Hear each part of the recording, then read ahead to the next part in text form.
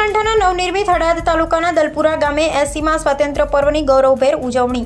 સર્વોદય આશ્રમ ખાતે જિલ્લા કક્ષાનો ભવ્ય કાર્યક્રમ યોજાયો. પ્રભારી મંત્રી શ્રી કમલેશભાઈ પટેલે રાષ્ટ્રધ્વજ ફરકાવી તિરંગાને આપી સલામી. વિકસિત ગુજરાત થકી વિકસિત બનાસકાંઠાથી વિકસિત ભારતના નિર્માણ માટે સૌને સંકલ્પબદ્ધ થવા પ્રભારી મંત્રી શ્રીનું આહવાન. જનકલ્યાણકારી યોજનાઓ અને રાષ્ટ્રીય સુરક્ષા, આયુષ્યમાન ભારત, પીએમ કિસાન અને આતંકવાદ સામે ઝીરો ટોલરન્સ નીતિ થકી દેશમાં સુરક્ષા અને સુવિધાનો વિસ્તાર. પ્રભારી મંત્રી શ્રી કમલેશભાઈ પટેલ. આપણે બનાસકાંઠાથી તો બધા જ પરિચિત છે.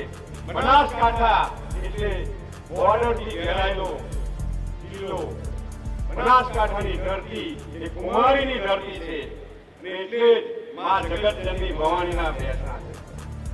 મિત્રો, બનાસકાંઠાની ધરતી પરથી આ દેશને એક મેસેજ પ્રધાનમંત્રીએ વર્ષો પહેલા પણ આપ્યો હતો અને આદરણીય મુખ્યમંત્રી અને આદરણીય આપણા ગૃહ અને સહકારિતા મંત્રી અમિત શાહ સાહેબે કે સહકારની સમૃદ્ધિ હોય તો બનાસની ધરતીથી થાય, સુરક્ષાની વાત હોય, બોર્ડરની સુરક્ષાની વાત હોય, દેશની અને ગુજરાતની સુરક્ષાની વાત હોય તો પોલીસમાં હોય કે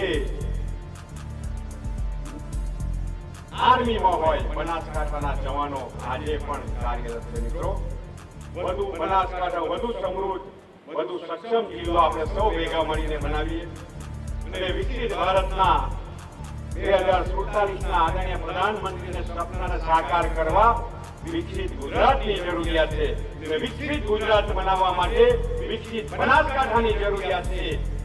આપણે સૌ ભેગા મળીને મા અંબાની આસ્થાનો સુમેળ કરીએ, બાલારામની પ્રકૃતિનું જતન કરીએ અને સરહદના જવાનોના શૌર્યથી અને આપણા ખેડૂતો પશુપાલકના સરકારની સમૃદ્ધિના માધ્યમથી બનાસકાંઠાની ધરતી સતત નવી ઊંચાઈઓ સર કરે, ભરાતની ધરતી નવી ઊંચાઈઓ સર કરે અને એ જ અભ્યર્થના સાથે મા અંબાના ચરણોમાં પ્રાર્થના.